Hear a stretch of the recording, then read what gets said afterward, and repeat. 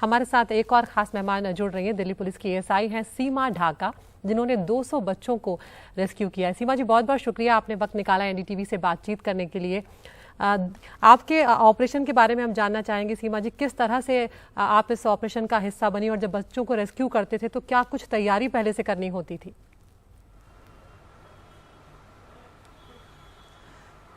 बिल्कुल मैम, मैंने जब ये स्टार्ट किया था, मेरे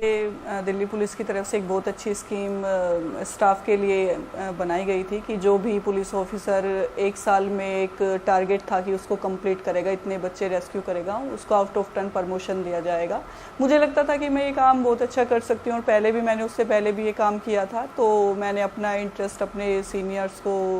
बताया कि मैं ये काम करना चाहती हूँ इस स्कीम पे। उन्होंने मुझे अलाउ किया और सपोर्ट भी किया, जिसकी बदौलत मैंने अभी तक 200 से ऊपर बच्चे किडनैपिंग जो चाइल्ड है उनको मैं रेस्क्यू कर चुकी हूँ और उनके पेरेंट्स के हैंड ओवर कर चुकी हूँ। रही तैयारी की बात मैम, तैयारी का तो कुछ आइडिया नहीं होता, हर परिस्थिति के हिसाब से आपको तैयारी करनी पड़ती है। बस मन में एक टारगेट होता है कि हाँ मुझे ये काम करना है, रास्ते खुद पे खुद मिल जाते हैं, स्टाफ का सपोर्ट, अपने सीनियर का सपोर्ट, सारी चीज़ें मायने रखती हैं और अपनी भी काबिलियत कि आप कितना इंटरेस्ट लेके किस काम को करना चाह रहे हैं। बस मैम उसी थीम पे काम कर रहे हैं ऐसे ही। बिल्कुल। यहाँ पर सीमा जी, आपने भी ये आंकड़े आपके सामने भी पहुँचे होंगे कि 3.25 लाख बच्चे जो हैं पिछले 5 सालों में वो लापता हो गए हैं। कहाँ पर आप इस समस्या की जड़ देखती हैं, कहाँ कमी है, क्योंकि ये बहुत चिंता की बात है और ये बहुत बड़ा आंकड़ा है। बिल्कुल मैम, जो आप बता रही हैं आंकड़े वो बिल्कुल एक्यूरेट होंगे, लेकिन 2.25 लाख में से हम उन बच्चों को भी माइनस कर ले जो अभी CWC के अंडर आने वाले चाइल्ड जो ये शेल्टर होम होते हैं, उनमें भी आप कैलकुलेट करें कि उनमें कितने लावारिस बच्चे रह रहे हैं, तो उनमें से जो टोटल स्ट्रेंथ है उसमें से उसको माइनस कर ले, क्योंकि बहुत से वो बच्चे इंडियन ही हैं और इंडिया के ही किसी कोने में से गुम होके वो शेल्टर होम तक पहुंचते हैं। तो जो मिसिंग का आंकड़ा है और जो शेल्टर होम का आंकड़ा है वो भी देख ले, क्योंकि कई बार क्या होता है कि अवेयर नहीं हो सकते, या शेल्टर होम वाले लगा लो या कोई भी जो उनकी काउंसलिंग करते हैं, अगर कोई बच्चा मिलता है उसको CWC अनक्लेम्ड बच्चा मिलता है उसको CWC में प्रोड्यूस किया जाता है, CWC उसको काउंसलिंग करके या जैसे भी जो भी प्रोसीजर होता है उसको शेल्टर होम में भेज देते हैं जब तक कि उसके पेरेंट्स नहीं मिलते। उसमें अगर हम एफर्ट्स करें तो वो बच्चे जो शेल्टर होम में रह रहे हैं वो शायद अपने घरों तक पहुंच सकते हैं, और वो इंडियन ही हैं सारे जो इंडिया के शेल्टर होम में रह रहे हैं, वो किसी ना किसी के इस देश के ही किसी स्टेट से गुम हुए बच्चे होते हैं। लेकिन मैंने देखा है मैम, जो मैंने ऑब्जर्व किया है कि एक बच्चा मैंने ऐसे ही CWC पटना से मुझे कांटेक्ट किया गया था, एक CWC के मेंबर थे, उन्होंने मुझसे कांटेक्ट किया यूट्यूब पे मेरे बारे में देख के।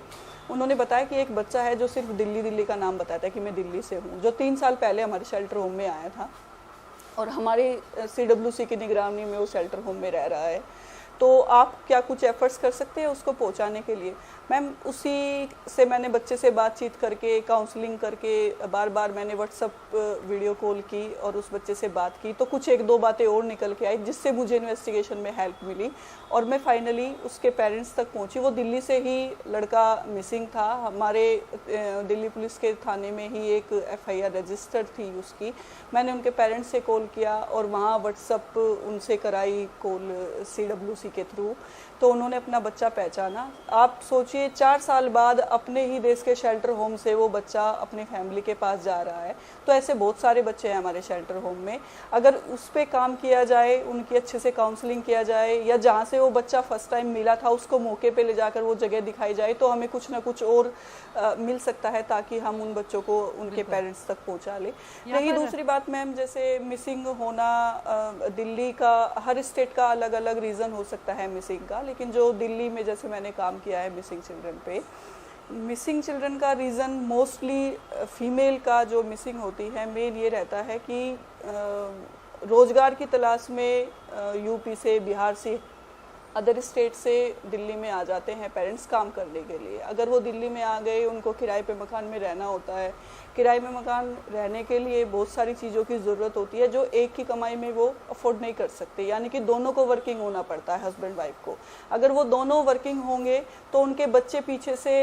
कहाँ जा रहे हैं, पढ़ाई में इंटरेस्ट ले रहे हैं, स्कूल जा भी रहे हैं, किस संगत में बैठ रहे हैं, उनको कुछ पता नहीं होता। वो सुबह निकलते और शाम को आते हैं। यही रीज़न सबसे बड़ा रीज़न है कि उनके बच्चे मिसगाइड हो जाते हैं। लड़का है वो मिसगाइड हो जाता है, पढ़ाई लिखाई में उसका ध्यान नहीं जाएगा, इधर उधर जब बड़ा हो जाएगा उसको कुछ ज़रूरतें होंगी, उनकी पूर्ति के लिए वो चोरी चकारी इस तरीके के काम करेगा। लड़की होगी उसका कोई ना कोई फीमेल का फ़ायदा उठाएगा, बहका फुसला के उसको कहीं लेकर चले जाएगा। मतलब जो मैंने ग्राउंड लेवल पे जो काम किया है, जो मुझे पता चला है, रीज़न मोस्टली यही होता है। अगर उनको अवेयर किया जाए या इस तरीके की उनकी दिक्कत ना हो कि भाई एक मेंबर बच्चों की देखभाल के लिए घर पे रुके, तो हो सकता है ये इस तरीके की चीज़ें कम की जा सके। बिल्कुल, तो ऐसे बहुत सारे पहलू हैं जिसके चलते ही हुआ है। बहुत बहुत शुक्रिया सीमा जी, आपका वक्त की थोड़ी कमी है हमारे पास, लेकिन जिस तरह से आपने बताया कि अगर जागरूक रहेंगे अपने अधिकारों को लेकर और अपने घर को लेकर, तो शायद इस तरह की समस्या जो है उससे दो चार हुआ जा सकता है, उससे निपटा जा सकता है।